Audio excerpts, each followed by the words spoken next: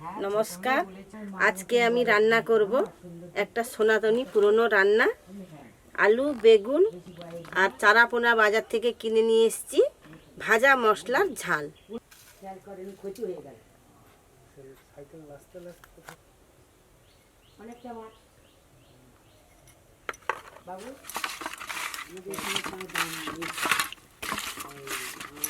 মাছটা অনেকক্ষণ নুন হলুদ মাখিয়ে রাখলে মাছটা ভালোভাবে শক্ত হয়ে যাবে এবং লবণও পুরো মাছটা সুন্দর করে ভেতরে ঢুকে যাবে।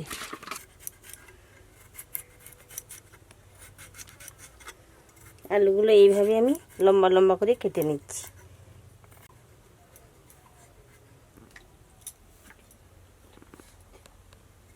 কড়াইতে এবার তেল দেব, মশলাগুলো ভেজে নেব। আগে প্রথমে শুকনো লঙ্কাটা দিয়ে দিচ্ছি,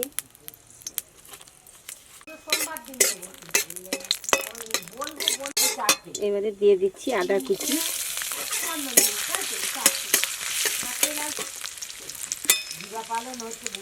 সাদা জিরে, ভালো করে একটু ভেজে নেব। দেখুন মোটামুটি ভাজা হয়ে গেছে। এবার আমি বাটিতে এগুলো নামিয়ে নিচ্ছি, কুচিগুলো ভেজে নেব।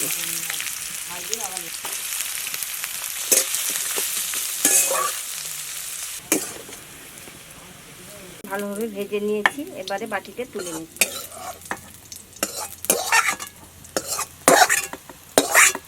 এবার মাছগুলো এইভাবে ভেজে নেব।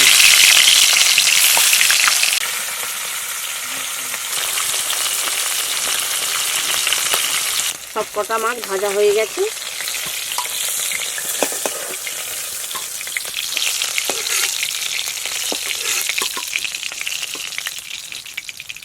মাছ ভাজার তেলটা বেঁচেছিল, এর মধ্যে আলু দিয়ে দেব। দিয়ে দিলাম একটু জিরে, কাঁচা লঙ্কা,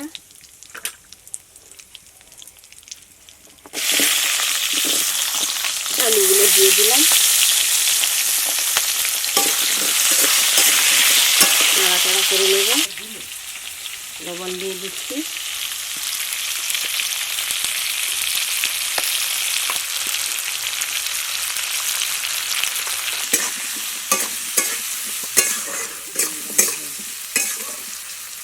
এবার দিয়ে দেব কেটে রাখা টমেটোগুলো,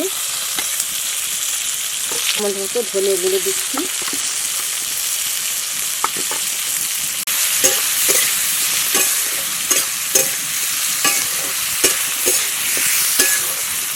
এবার দিয়ে দেব ঝোলের মতো জল।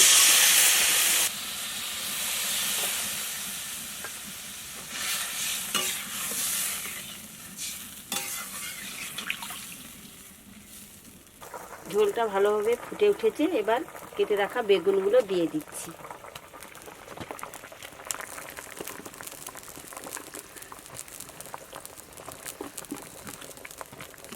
এবারে এই ভেজে রাখা মশলাগুলো শিলনোড়ায় বেটে নেব।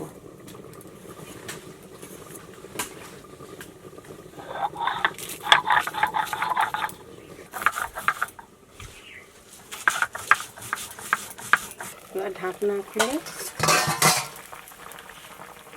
স্বাদ মতো একটু চিনি দিচ্ছি।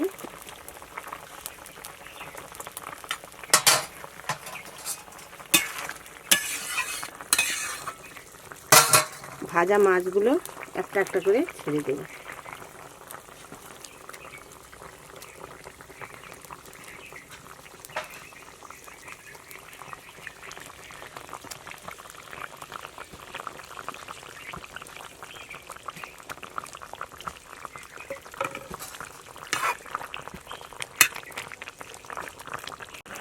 ভাজা মশলাগুলো বেটে নিয়েছি, পেঁয়াজ ভাজার সঙ্গে তুলে নিচ্ছি। ভাজা পেঁয়াজ মশলাগুলো, ভাজা মশলা একসঙ্গে মেখে নিয়েছি, এবার তরকারির উপরে দিয়ে দিচ্ছি।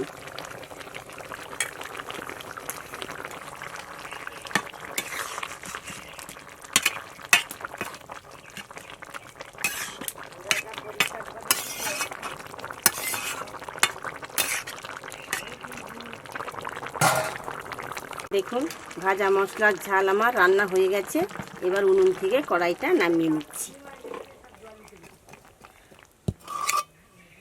আপনারা বাড়িতে বানিয়ে খান, খুবই ভালো লাগবে।